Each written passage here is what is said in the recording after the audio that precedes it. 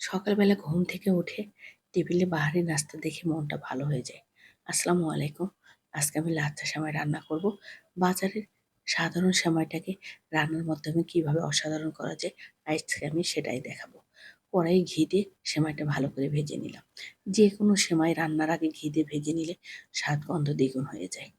আমি সেমাইটা ভেজে একটা বাটিতে তুলে নিলাম। এখন ওই কড়াইয়ে আমি ১ লিটার দুধ দিলাম।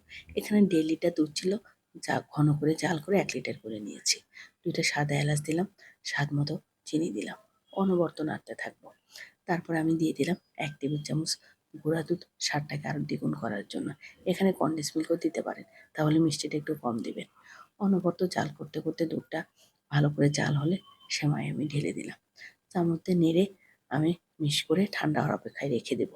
এদিকে আমি ময়দা মেখে রেখেছি নিমকি লুচি তৈরি করার জন্য। ময়দাটা ভালো করে মেখে নিয়ে লেচি করে একে একে লুচি তৈরি করে ভেজে নিলাম। আমি সাথে গরুর মাংস রান্না করে রেখেছি।